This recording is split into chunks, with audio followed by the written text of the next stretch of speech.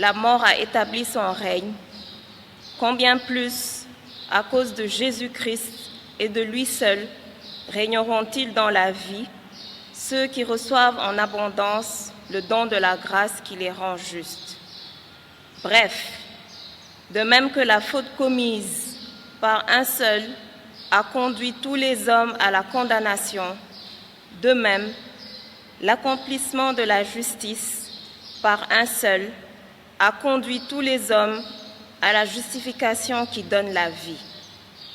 En effet, de même que, par la désobéissance d'un seul être humain, la multitude a été rendue pécheresse, de même, par l'obéissance d'un seul, la multitude sera-t-elle rendue juste.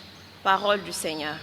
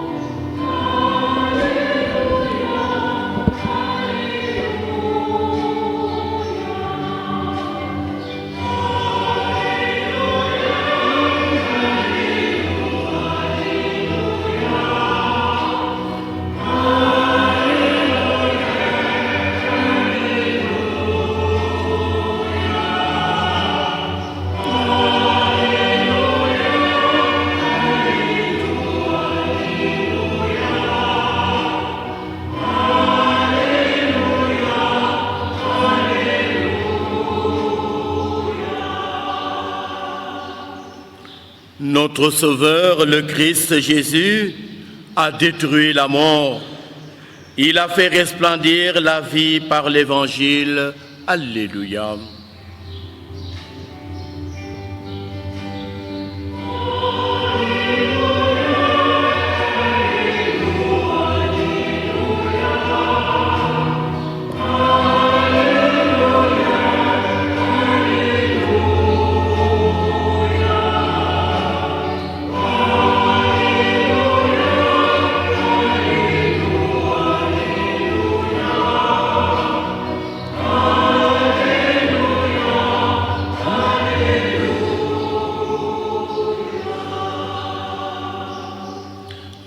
Seigneur soit avec vous. Bonne nouvelle de Jésus-Christ selon saint Marc.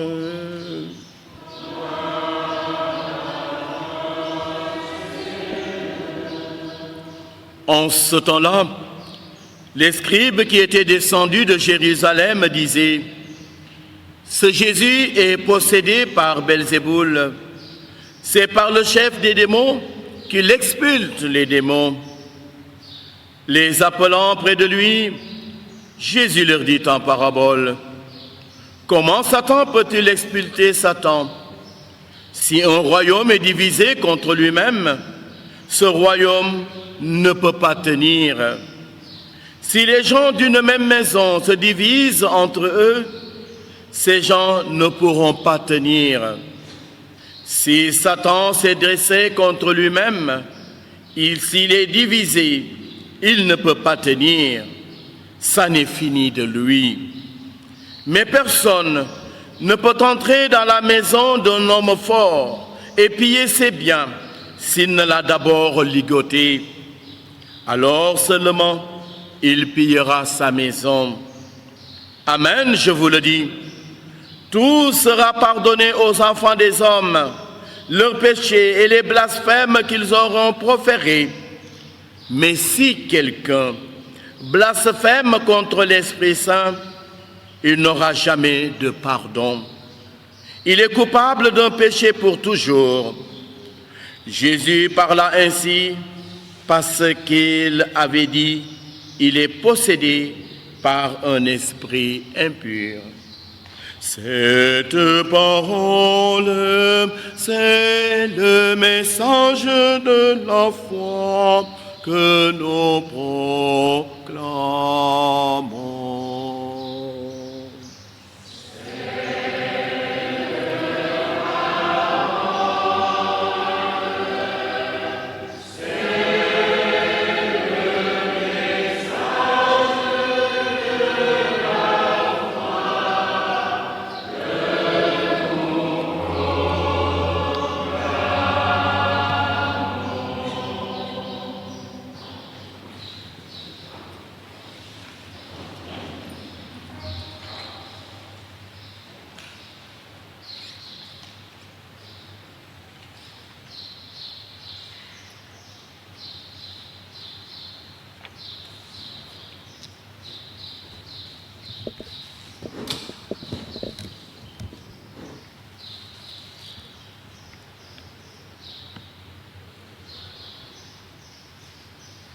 Chers amis,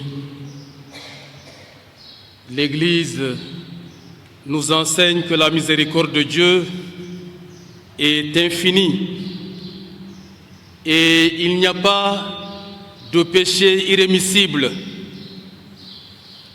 Saint Paul vient de le confirmer dans la première lecture quand il affirme que là où le péché a abondé, la grâce a surabondé.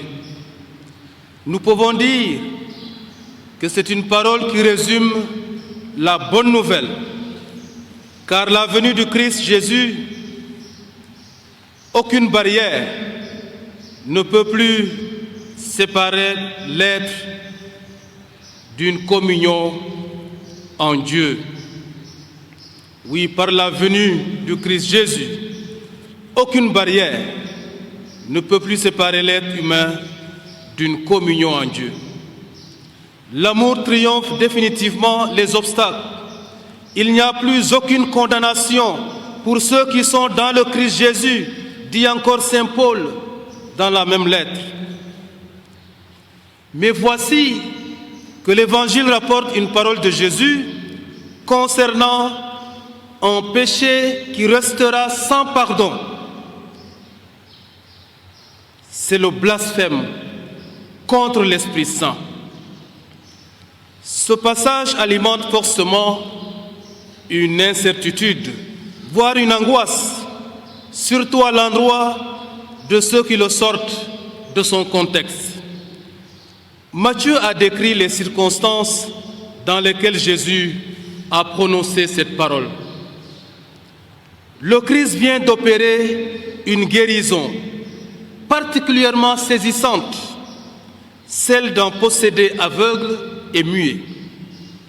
Il est dit dans notre évangile que toutes les foules étaient dans la stupéfaction. Serait-ce, disait-elle, le fils de David? Et les pharisiens de riposter aussitôt: cet homme ne chasse les démons que par Belzéboul, le chef des démons.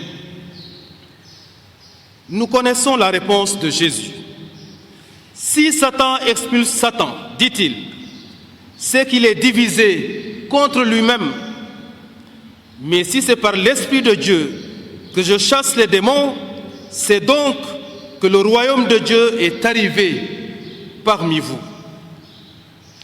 Cette parole de Jésus concerne donc ceux qui l'accusent d'avoir guéri un possédé grâce à un pouvoir donné par l'esprit du mal.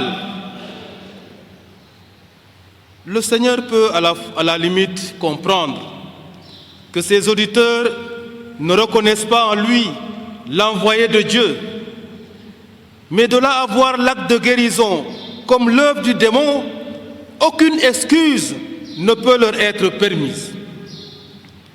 Car c'est une insulte qui ne vise pas seulement le Christ, mais l'Esprit Saint qui demeure en lui et par lequel il agit.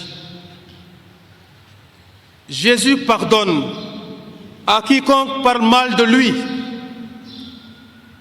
Il est excusable de ne pas discerner en sa personne son identité divine. Par contre, c'est un blasphème intolérable si on s'attaque à l'Esprit qui est l'amour de Dieu lui-même pour tous les hommes. Et c'est exactement ce que font les blasphémateurs. Ils mettent Satan à la place de Dieu. Ils présentent l'œuvre de Jésus comme un ministère diabolique. Ils nient l'esprit de vérité et d'amour par lequel Jésus accomplit l'œuvre de Dieu. Le blasphème est donc ici un refus obstiné de reconnaître et d'accueillir l'amour de Dieu qui pardonne et guérit. Précisons-le, Dieu ne force jamais notre liberté. L'amour ne peut s'imposer, il a besoin d'être accueilli. Cela signifie que l'amour que Dieu nous offre gratuitement ne peut nous dispenser d'y collaborer librement. Il ne peut nous dispenser d'une conversion réelle et sincère, aussi bien sur terre comme aux enfers. Car si le salut se jouait uniquement ici sur terre, beaucoup ne verraient jamais le visage de Dieu face à face après la mort. Selon notre credo, l'amour de Dieu est proposé aussi à ceux qui sont encore aux enfers pour une dernière chance entre guillemets. Jésus est mort et est descendu aux enfers avant de ressusciter. Le catéchisme de l'Église catholique dit en son numéro 634 que la descente aux enfers est l'accomplissement jusqu'à la plénitude de l'annonce du salut. Elle est la phase ultime de la mission messianique de Jésus. Autrement dit, à l'heure de la mort, le Christ rejoint le défunt par une évangélisation. C'est donc une autre étape réelle qui se joue. Bien évidemment, toute notre vie doit s'y préparer. Et il ne s'agit pas de vivre en se disant qu'on s'arrangera au dernier moment. Le salut nous responsabilise ici sur terre. Chacun est donc appelé à travailler à son salut en communion avec les autres membres de l'Église de Jésus-Christ nous sommes une église, nous formons une église. Notre vie de foi ne doit pas être envisagée sans la communauté. Aimons, chers amis, la communauté. Fréquentons l'église, c'est là notre salut. Daniel, de son vivant, s'est efforcé à correspondre à cette vérité du salut. Conformément à la vocation de l'Église d'annoncer et de vivre l'évangile de l'amour de Dieu, il s'était engagé avec disponibilité à l'interprétariat pour enraciner la communion entre les hommes. Il avait compris qu'avec les médias, l'évangile de l'amour pouvait être annoncé à ceux qui sont loin comme à ceux qui sont proches. Il avait cru à la puissance de la parole dans son engagement pour la paix et le respect de l'être humain.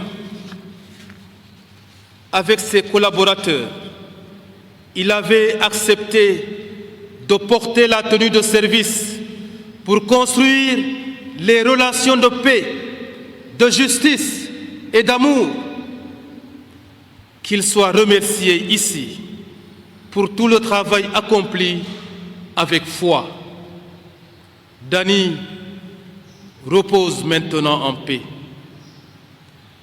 Excellence, Monseigneur Benjamin Ndiaye, membre de la famille, chers membres de la famille de Dany, chers fidèles, après avoir recommandé Dany à Dieu, nous voudrions encourager votre espérance en vous confiant à notre Mère, la très sainte Vierge Marie. Qu'elle vous aide à vous laisser toucher par l'amour de Dieu, surtout en ce moment de deuil. Qu'elle fasse grandir en vous la lumière de la foi dès maintenant et pour les siècles des siècles. Amen.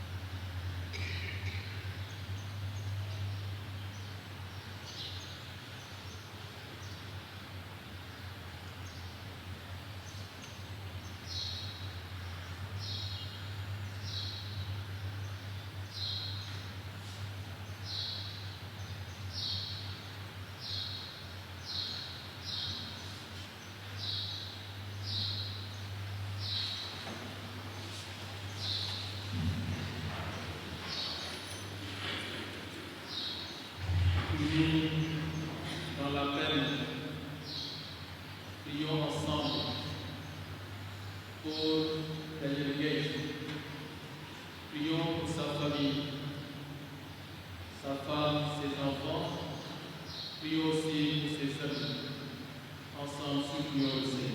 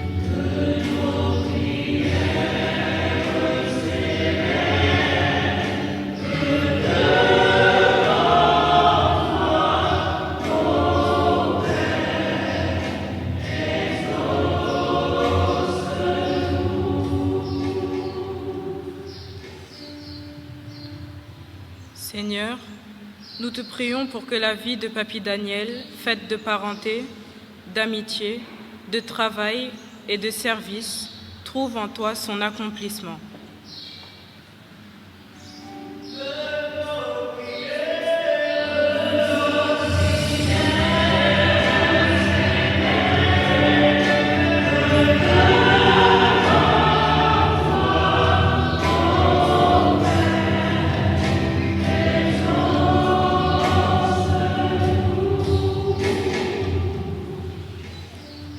Seigneur, écoute notre prière. Toi qui nous as donné la lumière du jour, qui nous as fait, non pour la mort, mais pour la vie. Accorde à Papy Daniel qui nous quitte aujourd'hui, la vie en plénitude près de toi.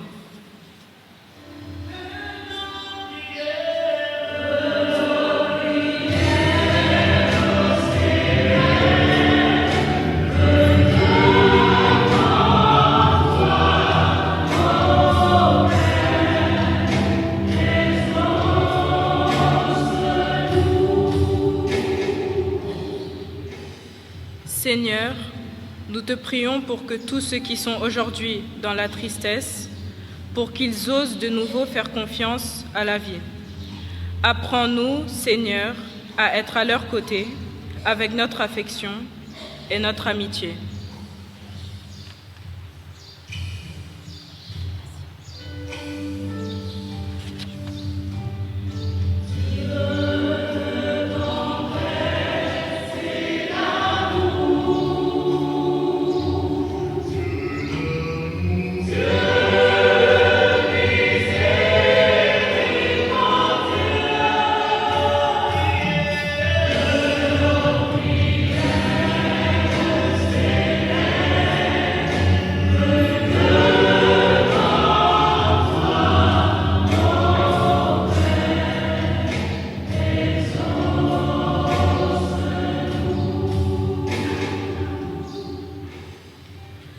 Seigneur, nous te prions pour tous ceux que la vie a durement éprouvés, dans leur cœur ou dans leur corps.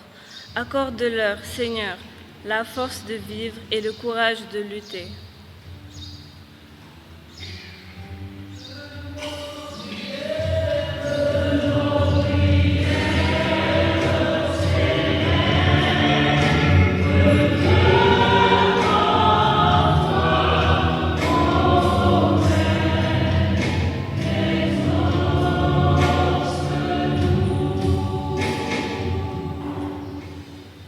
Seigneur, nous te prions pour tous ceux qui croient en la résurrection et qui cherchent la vérité, qu'aucun d'entre eux ne se croie, ne se sente abandonné de toi.